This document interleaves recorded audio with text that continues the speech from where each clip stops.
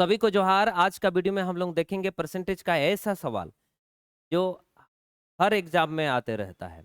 इतना फेमस सवाल है कि मार्केट में कोई भी किताब उठा के देखिए, उस किताब में इस प्रकार के सवाल आपको मिलना ही मिलना है।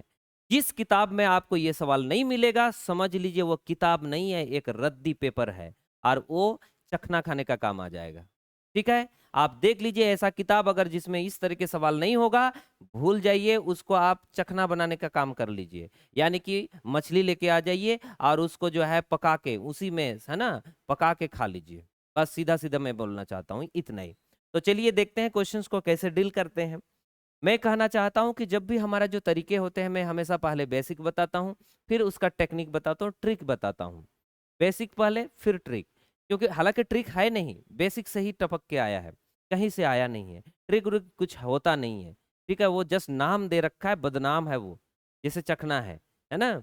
चखना भी एक बदनाम नाम है और कुछ नहीं है। किसी को भी हम चखना बोल सकते हैं। आप सब्जी खा रहे हो, चखना है वो। ठीक है ना। तो खैर चलते हैं आगे और देखते हैं इस सवालों को। आप में से बहुत सारे लोग इस क्वेश्चंस को बना सकते हैं, मुझे मालूम है। लेकिन आपको आज मैं ये तरीके बताना वाला हूँ, 4-5 तरीके बताने वाला हूँ, और लास्ट वाला तरीके में आपको कुछ बनाने की जरूरत नहीं है। देखोगे और टिक मारोगे। चलिए देखते हैं लिखा क्या है। बोला यदि ए की आय बी की आय से 25% अधिक है, तो बी की आय ए की आय से कितना प्रतिशत कम है। बस यही कहना चाह रहा है। यदि ए की आय बी की आय से 25% अधिक है, तो बी की आय ए की आय से कितना प्रतिशत कम है। पहले मैं बेसिक तरीके बताना चाहता हूं, इस तरह से होंगे। मान लीजिए मान लीजिए ए और बी है, उनके बारे में कुछ बात करेंगे हम लोग। जैसे ए है और बी है, तो इनके बारे में बात करते हैं। बोला ए की आय बी की आय से 25 अधिक है, मतलब 20 से 25 ज्यादा है, 20 से। तो शुरुआत बी से ही करना पड़ेगा। यानी कि बी को मान लीजिए एक्स रुपया। अगर बी को एक्स रुपया मानेंगे आय, तो फिर ए का आय क्या होगा, एक्स में 25% ज्यादा होगा, यानी कि 125/100 होगा। यानी कि इसको काटेंगे तो ये 5 होगा और ये 4 होगा, यानी कि 5x बटा होगा 4। यही इसका आ जाएगा। लेकिन अगले बार फिर एक लाइन बोल दिया। बोला तो बी की आय ए की आय से कितना प्रतिशत कम है। यानी कि अगेन हमें इस लाइन को घुमा के पूछ रहा है, उल्टा करके पूछ रहा है। बोल रहा है अब बताइए उधर से ये कितना प्रतिशत कम है। यानी कि अब कितना कम है वो पहले चेक तो कर लें। तो बोलेगे ये बड़ा है, 5x/4 बड़ा है और x जो है वो छोटा है। तो जब इनको सॉल्व करोगे तो ऊपर में x आएगा, नीचे में 4 आएगा। लेकिन सवाल में बोला प्रतिशत में कितना कम है वो बताइए। यानी कि कम को प्रतिशत में बदल देंगे। तो कम को प्रतिशत में बदलने के लिए कम को ऊपर में लिखेंगे, और जहां से कम है यानी कि ए से कम था तो ए को नीचे लिखेंगे। बस यही कहानी है। और सॉल्व करेंगे गुना करके 100। तो इनको सॉल्व करेंगे तो नीचे वाला जो नंबर है वो कट जाएंगे और 1/5 गुना 100 आ जाएंगे। और 1/5 गुना 100 मतलब 20% हमारे पास आंसर आया। ये हो गया एक तरीका। दूसरा तरीका, तो दूसरा तरीका में हमारे पास कहानी किस तरह से बनने वाला है। दूसरा तरीका, तो दूसरा तरीके में हम ना ऐसे नहीं मानेंगे। ए और बी का जो मान है, यानी कि जो आय है, उसको हम एक्स वाई के रूप में नहीं मानेंगे, कुछ और तरीके से मानेंगे। यानी कि हम 100 मानना शुरू करेंगे। मैं बी को 100 रुपया मान लिया कि बी के पास 100 रुपया आय है। तो 100 रुपया में 25% बढ़ा देंगे तो इनके पास 125 हो जाएगा डायरेक्ट, है ना। इसमें तो कोई लफड़ा नहीं होगा। अब अगले बार बोला इससे ये कितना कम है, कम पूछ रहा है, कम। तो आप बोलोगे कम तो दिख रहा है 25। तो आप बोलेंगे किससे कम है, हमें कम का प्रतिशत बताइए। तो आप बोलेंगे कम है 25 और 125 से कम है, और इंटू 100 कर देना है। यानी कि 1/4, 4 ना होके 5 होगा। और इनको जब हिसाब करेंगे तो हमारे पास 20% आंसर के रूप में आ जाएगा। यही हमारा आंसर है। उससे काफी आसान हो गया। अब ऐसा भी नहीं करेंगे तो ऐसे करने का तरीका हमें सीखना होगा। क्वेश्चन में बोला ए की आय बी की आय से 25% ज्यादा है। इसका मतलब मैं यहां से 25 ज्यादा कर देता हूं, इसको 100 लिखूंगा तो 25% इनके पास बढ़ जाएगा, यानी कि इसके पास 125 होगा। यानी कि इधर से इधर जाने पर 125 हो रहा है, तो इधर से इधर आने में क्या होगा? तो आप बोलेंगे 25 कम होगा। कहाँ से कम होगा? 125 से कम होगा। क्या में कम होगा? प्रतिशत में कम होगा। तो आप बोलेंगे कितना? तो आप बोलेंगे 20% का कमी नजर आएगा।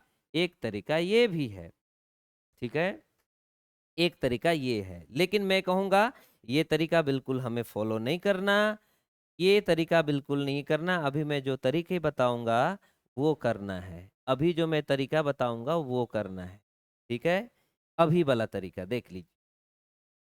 ऐसा करने से भी टाइम वेस्ट होता है, इसलिए बेहतर है इस प्रकार के सवाल जब भी दिखता है तो आप हो सके तो ऐसा दिखा सकते हो।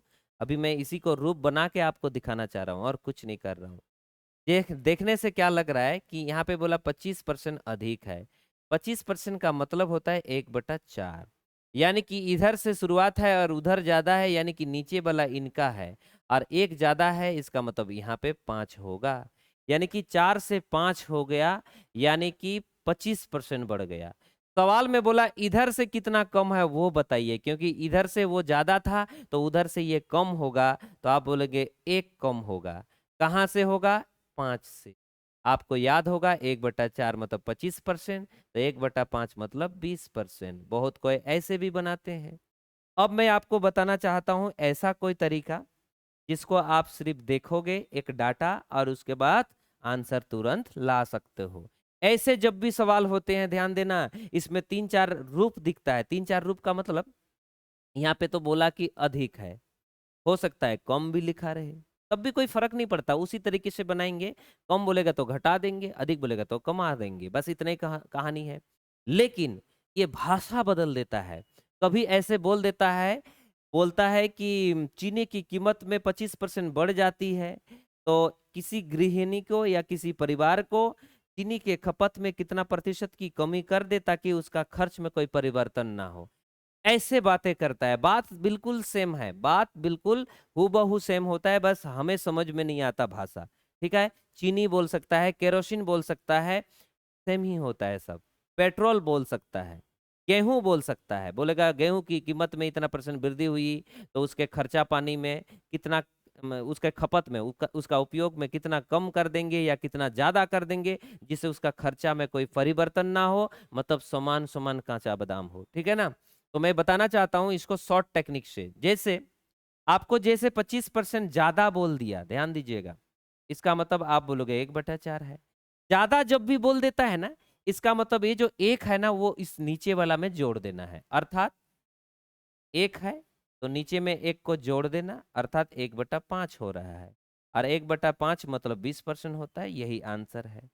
उसी तरह मान लीजिए 20% ज्यादा बोल देता, मान लो सवाल में 20% लिखा रहता है, इसका मतलब 1 बटा क्या होता है?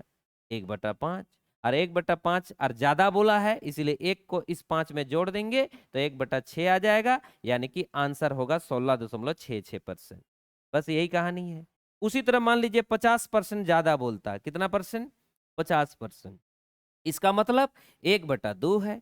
1/2 का मतलब एक को 2 में जोड़ देना तो आ जाएगा हमारे पास 1/3, और 1/3 मतलब 33.33%।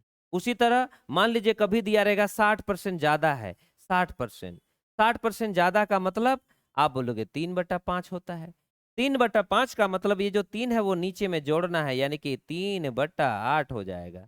अब 3/8 का मतलब आप सभी को दुनिया में मालूम होगा 37.5% होता है। तो अगर ज्यादा बोल देता है तो इसी तरह से नीचे में ज्यादा कर देना है, और अगर कम बोल देगा, ध्यान दीजिए कम का बात करेगा, कम जैसे बोल दिया 25% कम है, उसको भी मैं अभी बता दे रहा है। और अभी 1-2 क्वेश्चन और दूंगा, उसको आप कमेंट सेक्शन में आंसर बता दीजिएगा। जैसे 1/25 कम है बोला, इसका मतलब 1 बटा क्या है? 4। 1/4 है तो ये जो एक है उसको नीचे में घटा देना, यानी कि एक को नीचे में घटाना, ऊपर वाला वही रहेगा, सेम ही सेम रहेगा, कोई अंतर नहीं पड़ेगा, लेकिन नीचे में घम कम कर देना, क्योंकि कमी बोलेगा उस समय, है ना। यहाँ पे कमी बोलेगा तब, इधर नहीं, इधर वाला को देखना है, क्योंकि ये इधर का था, है ना। तो ये वाला इसमें घटा देंगे, यानी कि 3 आ जाएगा, यानी कि 33.33%। अगर मान लीजिए 20% कमी बोल देता, पहले से कमी बोल देता, तो आप बोलोगे 1/5 है, इसका मतलब 1/4 हो जाएंगे, और 1/4 मतलब 25%। तो इस तरीके से बनते जाएगा बनते जाएगा। प्लीज ट्राई करो इसके बाद वाला सवाल को, देख लो।